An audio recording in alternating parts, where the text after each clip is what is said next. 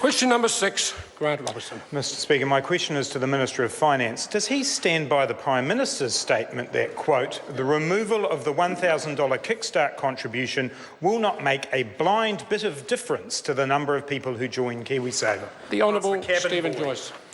Mr Speaker, on behalf of the Minister of Finance, yes.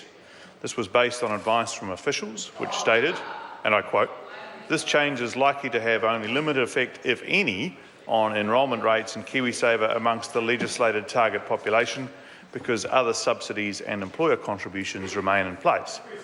Incentives for people to join KiwiSaver include auto-enrolment when starting a new job, the 3% employer contribution and the member tax credit of up to $521 each year, all of which significantly outweighs the $1,000 kickstart payment when taken together.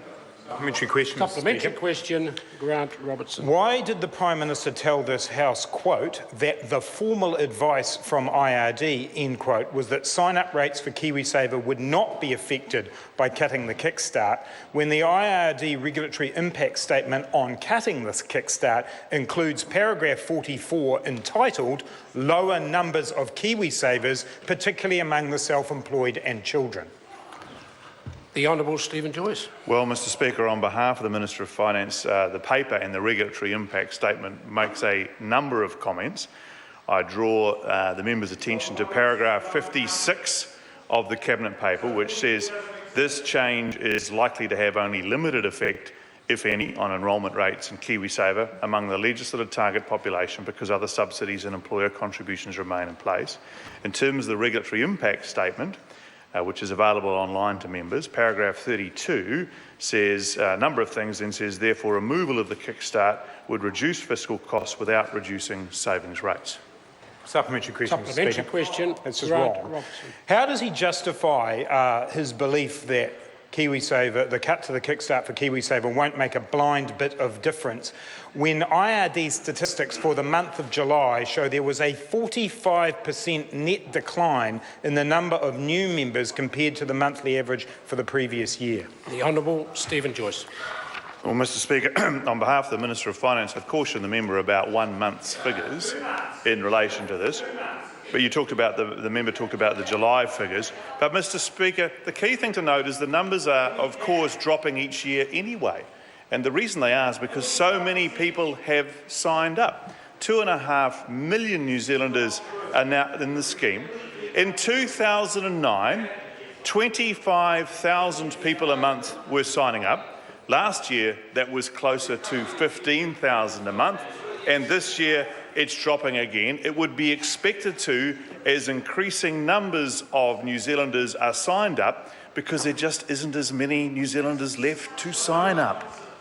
No, it's not nonsense, Mr Robertson. It's called mathematics, something you should be familiar with. The Minister can resume his Supplementary question, Mr Speaker. Supplementary question, Grant Robertson. Why did his government use Treasury's analysis to justify cutting the kickstart when that analysis has been described by the NZIER today as being wrong because it used data from a short time period affected by the global financial crisis, compares the wrong groups of people and ignores evidence that young people tend not to save without incentives?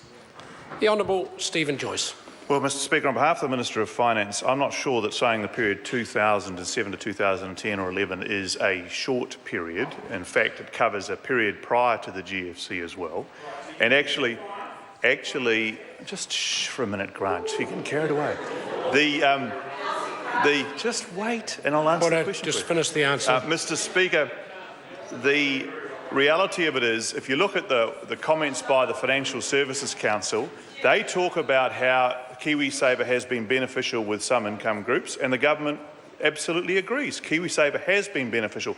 The earlier Treasury report talked about the lift in saving rates overall, and in fact the greater impact of lift of saving rates has actually come through the tax reductions that the government introduced in 2010, at which the member doesn't understand because the entire Labor government was high taxing New Zealanders throughout the 2000s and then wondered why people weren't saving.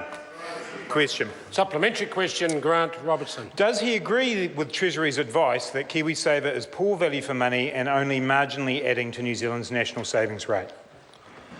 The Honourable Stephen Joyce. Well, on behalf of the Minister of Finance, I think it is fair to say that it is only marginally adding to New Zealand's savings rate, because a fair amount of the savings that are occurring is transferred from other potential savings, including reduction in people's more...